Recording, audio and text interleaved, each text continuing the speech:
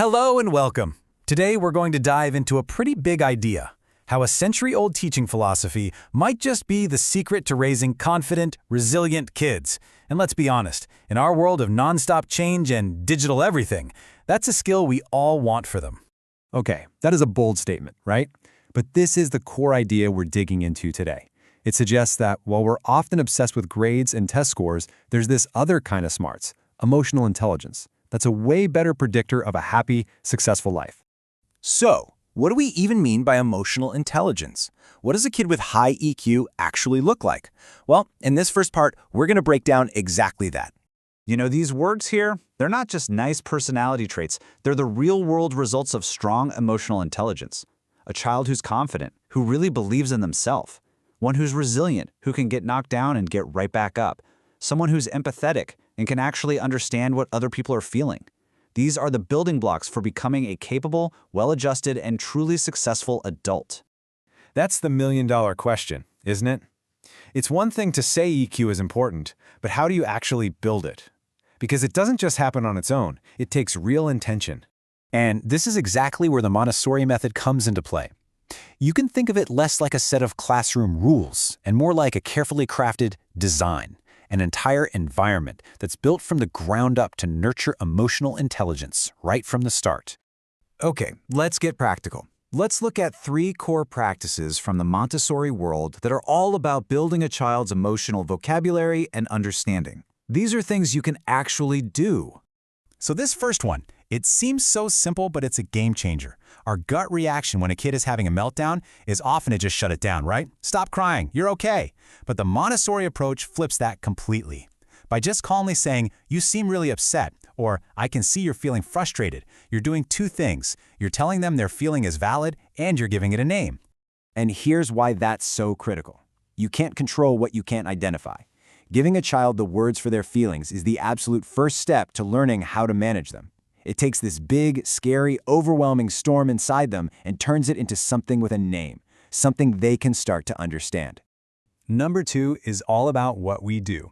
I mean, kids are basically little emotional sponges, right? They soak up everything from the adults around them. So when a teacher or a parent models how to handle a tough moment with a soft voice or works through a problem without getting angry, that's not just nice behavior. It's a living, breathing lesson in how to regulate your own emotions.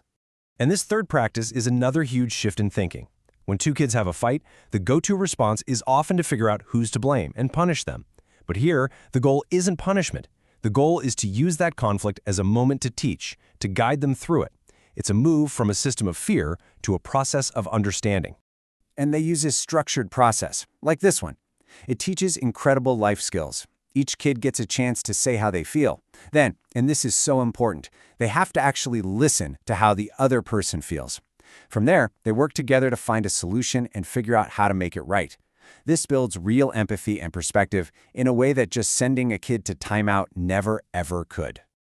Okay, so we've talked about how we interact with kids, but the Montessori method also shows us how the environment itself, the physical space, the activities, can build that emotional strength from the inside out. Now, this is a really powerful idea. Think about it. The ability to concentrate, to just stick with something and ignore distractions, that is a form of emotional control. In a world that's basically designed to distract us, focus is a superpower. When a child is deep in an activity they love, they're actually practicing self-regulation, and they don't even know it. And so the Montessori classroom is filled with activities designed specifically to build that focus muscle.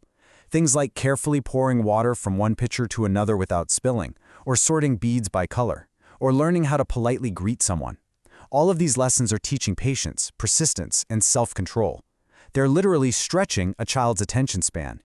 All right, now we get to this amazing chain reaction.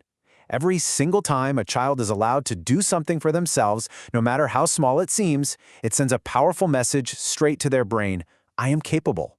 And that feeling is the seed of self-esteem.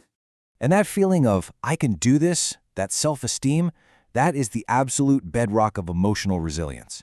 A kid who believes they are capable is way more likely to try again after they fail, to face a new challenge, and to bounce back when things get tough. And this is where the magic really happens. It's in these tiny, everyday moments. Pouring their own juice isn't just about not being thirsty. It's a lesson in competence.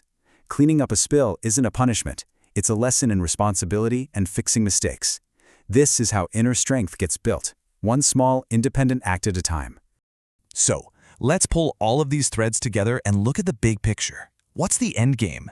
What does all this intentional work in childhood actually create in the long run? At the end of the day, if you strip everything else away, this is what it's all about. The entire system is built on the belief that the most important skill a person can learn is how to understand and manage their own emotions, and how to understand and care about the emotions of others.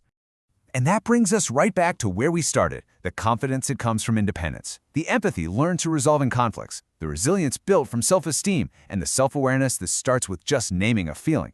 These aren't just school skills, they are the tools for navigating a complicated world. They are the skills that really, truly matter for life. So I'll leave you with this question. You don't have to change everything overnight, but what's one small thing you could do?